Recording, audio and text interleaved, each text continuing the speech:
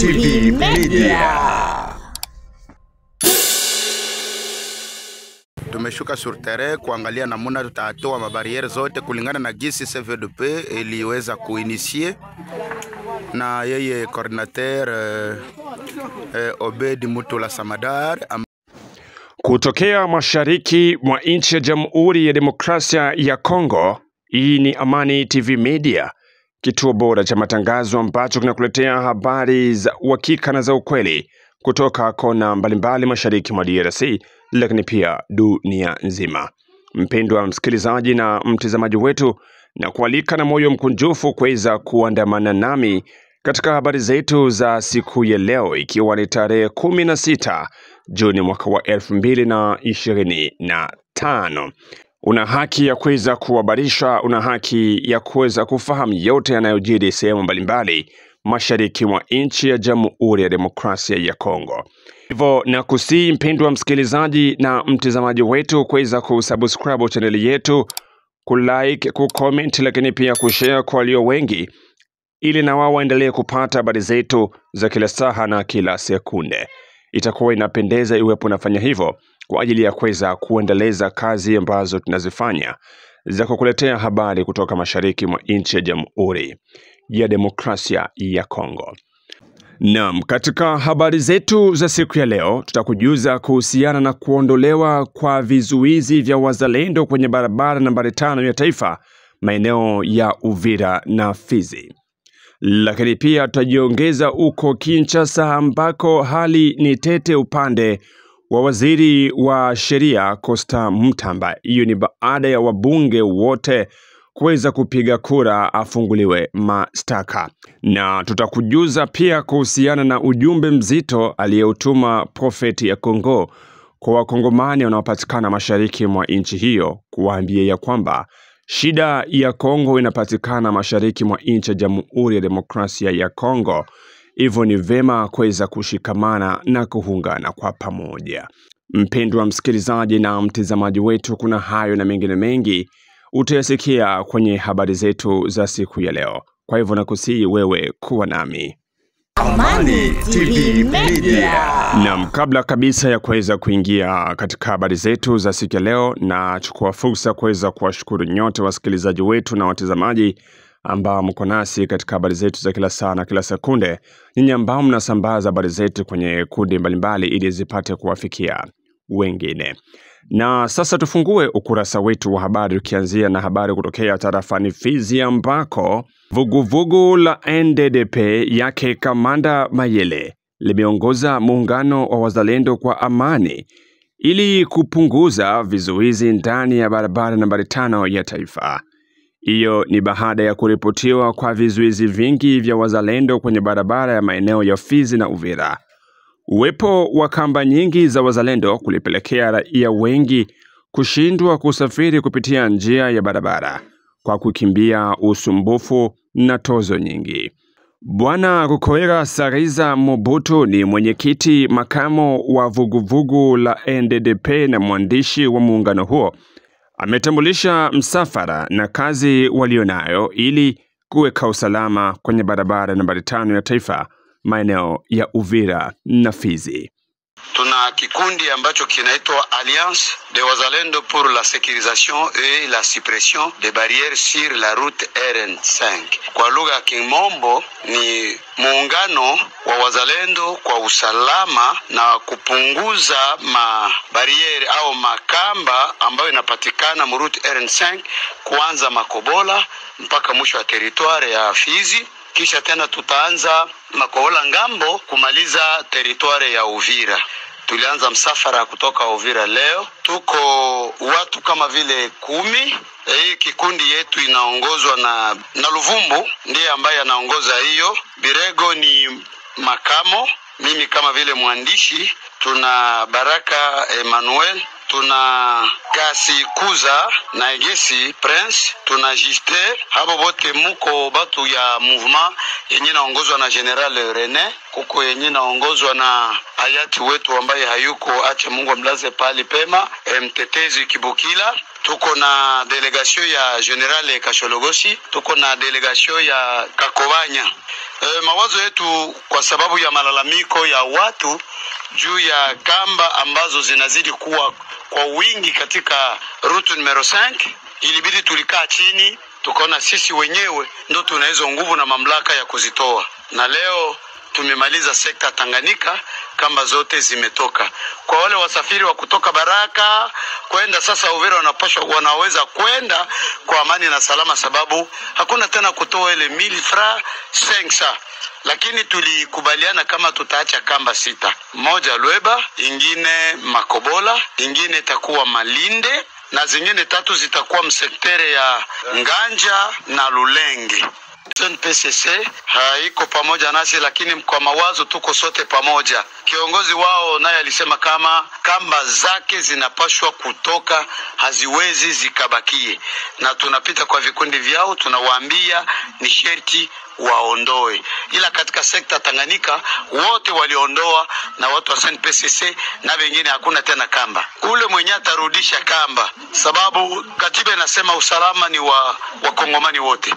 Bale wenyewe watarudia, wenyeji wa pale ni sherti watutumie, watuambie kamba ya fasi fulani tena imerudia. Tutaacha namba za watu wawili 08403717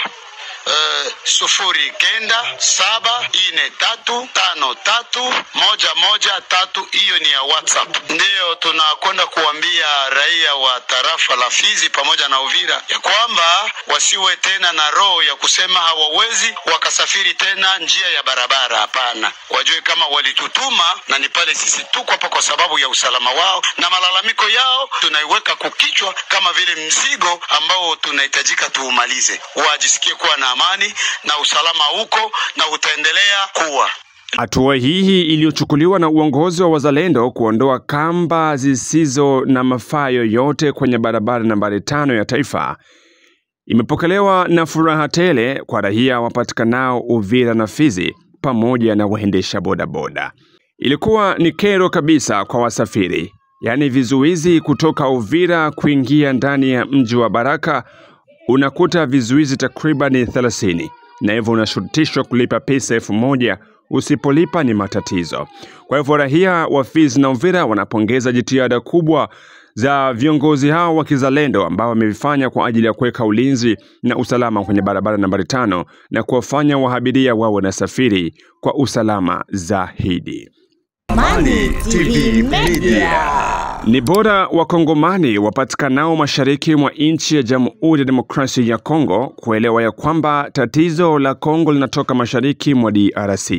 Hivyo ni muhimu sana kwa Wakongomani kuweza kushikamana na kuacha mambo ya ubaguzi, aidha kujipotezea muda na mambo yasiyofaa. Huo ni ujumbe wake Prophet ya Kongo ambaye ameutuma kwa Wakongomani wote baada ya kuona kuchanganikiwa kwa nchi mpaka sasa bado ufumbuzi kupatikana. Mimi siko hapa kwa sababu ya ukabila, na tutajenga nchi yetu kwa sababu ya kubembelezana. Nchi haijengwi kwamba sisi ni Waswahili. No, hakuna nchi iliyojengwa hivyo. Uko naona? Hakuna nchi iliyojengwa hivyo kwa sababu nyinyi ni Waswahili, ukifanya makosa usiadhibiwe. Uko nani mu nchi? Nchi ni yetu sie bote, Bakongole bote. Este ya Kongo haiko ya Baswahili na lueste ya Kongo haiko ya Bangala. Sisi wote ni watoto wa mtu mmoja, baba Kongo. Hiyo madivision imekuwa kreye na hizi takataka za wafanya siasa kupenda kudivize Bakongole. Surtout huku kwetu ku este ya Kongo ndio kuko probleme. Sasa mimi nalomba tu operasyon zetu zikamilike. Huku kwetu ku este ya Kongo, huku sindo kwetu, ndio kwetu huku. Lazima kuikale hivi kunyoloke. Kwa hiyo ni kuhakikishia kwamba tuwe kitu kimoja. Acheni madistraction yenu, acheni mambo ya ubaguzi, haina kitu. Tukiwa mu makosa tuseme. ukikosea hazibiwa na mkono wa sheria. Kwetu ku este ya Kongo ndio probleme ya pei. Haiwezekani kila mara banafanya fujo kule Kinshasa. Huyu Hippolyte Kanambe Kalembelembi alikuwa rais kule Kinshasa kule. Amefabrike Felix Chilolo, bamepeana mapouvoir yao kule Kinshasa. Na aba imbesile ya Corne Nanga bamepeana mapouvoir yabo sans pouvoir Kinshasa kule. Na makoro yao. Hakuna peple ya este aliohudhuria mikataba yao. Hakuna peple hata umoya anayejua mikataba yao walio saini kule Kinshasa. Huyu Kalembelembi Aridu Hippolyte Kanambe na huyu imbesile ya Corne Nanga bali sinye mikataba yao kule Kinshasa kwamba huu Felix Chilolo Tshisekedi ndio ameganye election yenu, election sans election. Sasa baada ya mikataba yao walio saini kule Kinshasa kushindwa na hebo kwa hebo, bameamua kuya kukimbilia sehemu ya barebele, batu ya este wasaliti, na kuya kujificha mu este ya Kongo, na bamepokelewa pale Goma mu este ya Kongo, na banaishi utafikiri peini ya kwabo.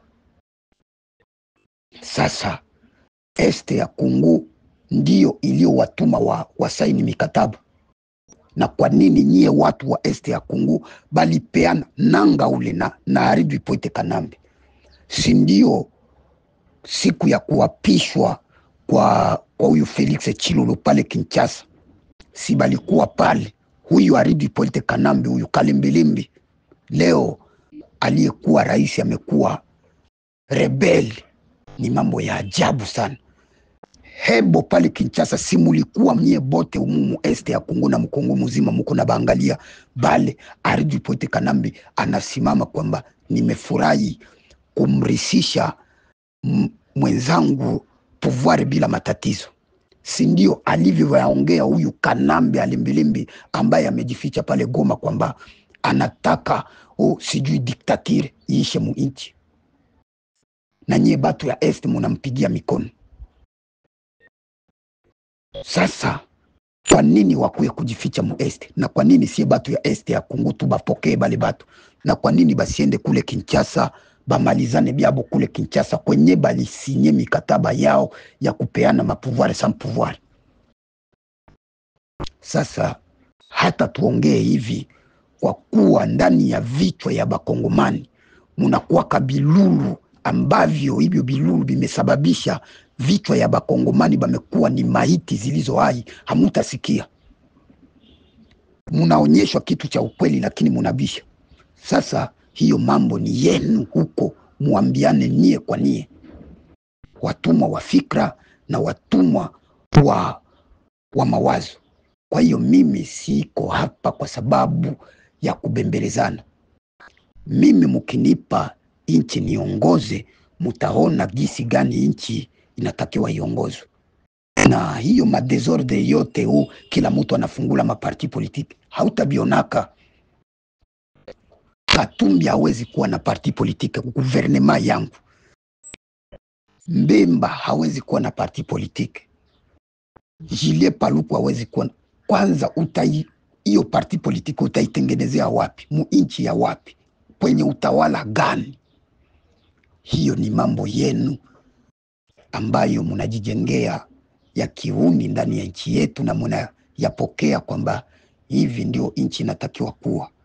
Nchi za benzetu utakuta kule kuko di parti politique balioanzisha siasa ba Amerike. Ukienda Etats-Unis utakuta kuko di parti politique. Ukitaka kufanya siasa lazima ujiunge ndani ya zile parti politique, ba republicain au ba demokrate.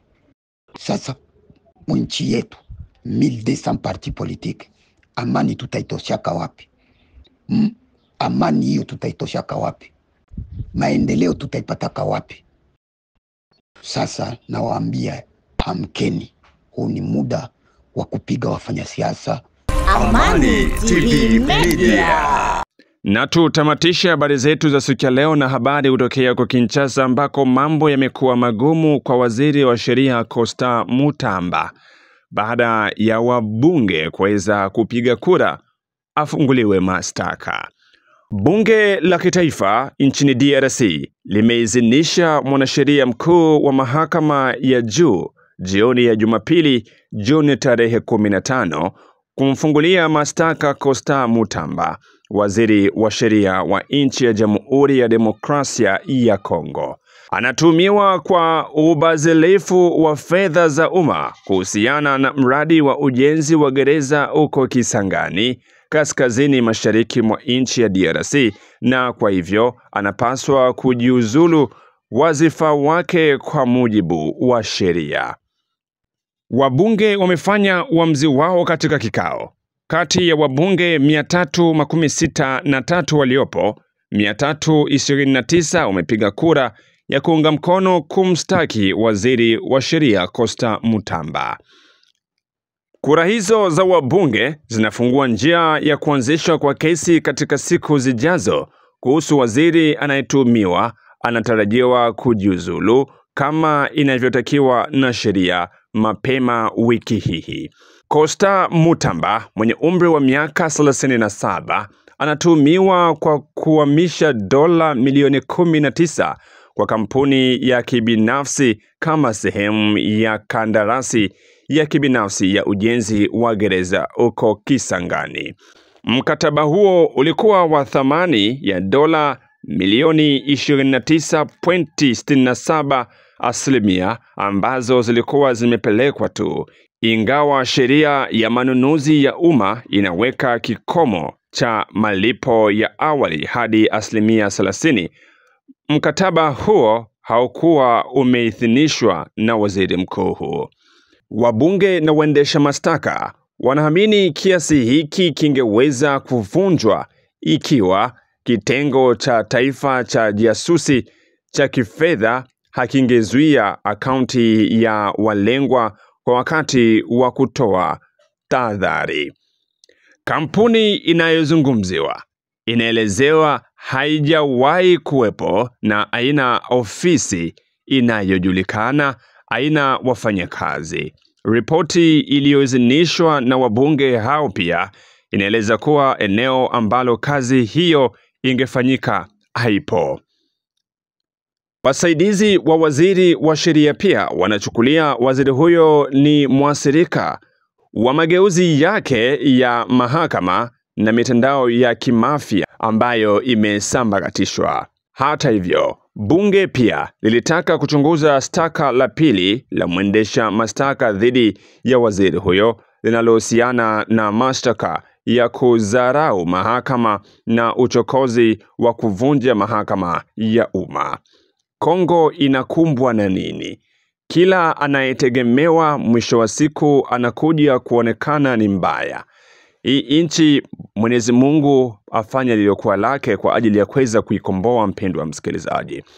Kwa sasa huo ndo ukweli kuhusiana na waziri wa sheria Constant Mutamba, ambaye wabunge wanaomba afunguliwe mashtaka kwa kuweza kugeuka, yani kuweza kuzifinya pesa za umma, takriban dola milioni 19, pesa zilizokuwa zinatolewa kwa ajili ya kuweza kujenga jela uko Kisangani.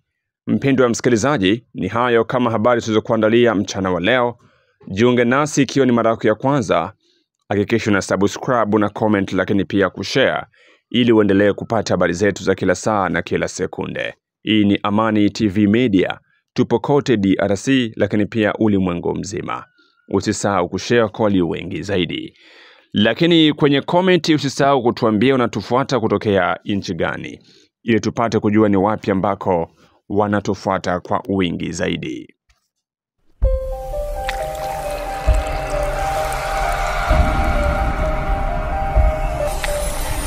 Amani TV Media.